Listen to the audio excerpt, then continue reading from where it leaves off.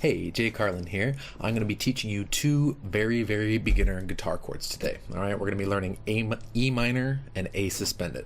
Really easy.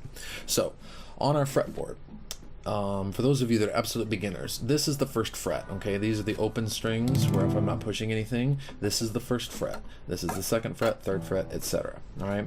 When you're fretting chords, you want to try to get your finger as close to the fret as you can without going over it. Okay, this is important. If it's too far from the fret, you're going to get a buzzy sound, which you don't want. If you're too close to the fret or actually go over, it's going to slide up into the next note. Okay, so when we're pushing our strings, one thing to remember is we want it as close to that fret as we can without going over. Okay, what we're going to do is our first chord, we're going to not play this bottom string here. We're going to go to the second lowest string, the second fattest string. Okay, we're going to take our middle finger and put it right there.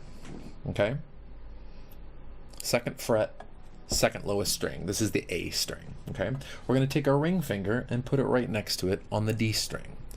So these two fingers are kind of locked together like that, and they're going to go on two adjacent strings. This gives us one open string on the bottom. So it's open, second fret, and then the top three strings should be open, where they can all ring. Okay, so this shape right here. A couple things to think about. Again, keeping your fingers as close to the fret without going over. Also, have your thumb on the back side. Let me see if I can spin around so you can see that. Your thumb needs to give a counterweight to your fingers, so it needs to be pushing back against the back of the fretboard. I'll go up here so you can see it better. Okay, it's kind of like a clamp, so I'm pushing both sides of the guitar neck, right? I'm kind of doing this motion around my guitar. Okay, so we're gonna fret that. This is an E minor chord, all right? And what we're looking for every time we learn a new chord, especially as a beginner, is that every string that should be ringing is ringing, okay? The way we're gonna check that, we're gonna take our pick and just slowly go down each string.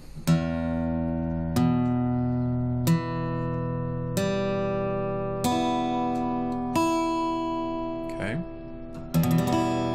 Everything should be ringing. If you're getting a sound like this, right? If you're getting these sounds, your fingers are too low. They're muting the other strings up here. So the best way to solve that is to get your fingers up high where there's space in there. You can see on the close-up video, these are open here so that they can ring, all right?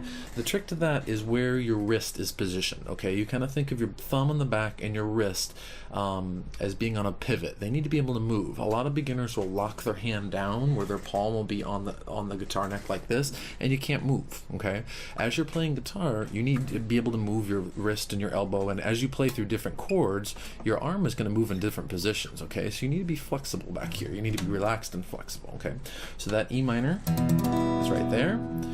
Make sure your fingers are up high, all the notes are ringing, okay? Once you've gotten the E minor, the next chord that I'm going to teach you is very simple. We're going to take these two fingers, again, keep them locked together, don't separate them, and we're going to move both of them up one string, which is confusing. Up is higher in pitch, so close to the ground.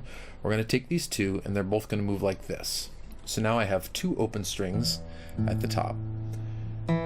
Second fret, and two open strings above that. Okay, so it's open, open, two, two, open, open. All right, this is an A suspended chord. Just think of it as an A for right now. That's the important part. Okay, so here we have an E. I'm going to go back to the E minor.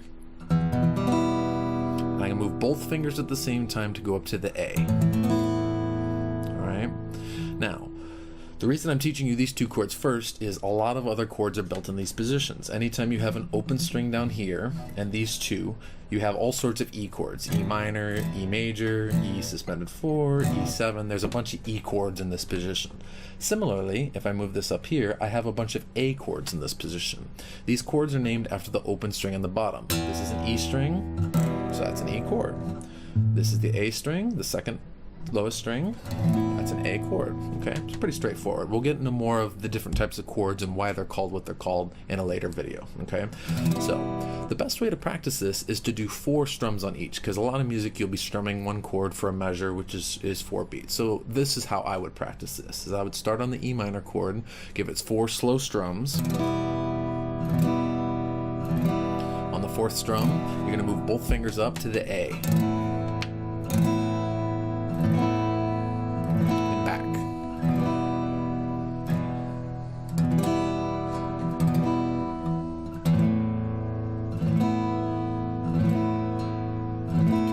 it's important that you're trying to move both fingers at the same time. Let me get this video where you can see that. What I don't want to do is crawl. I don't want to move one finger up and then move one finger down like that. If you do this, you're never going to be fluent enough in changing chords to play them quickly enough to play along with the songs you're going to want to learn. Okay, so again, lock these together almost like the fingers are stuck together right on that first knuckle, and they're going to move back and forth like this. Okay, so again, E minor is here, A suspended is here. Just think of it for right now, E and A. That's all we're looking for. Okay, you want to practice this where you can start to do it quickly. Okay,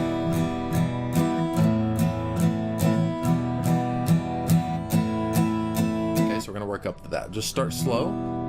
2, 3, 4, and move. Back. Okay, practice this till you can do it with no hesitation at all. Okay, if you have any questions, let me know in the comments.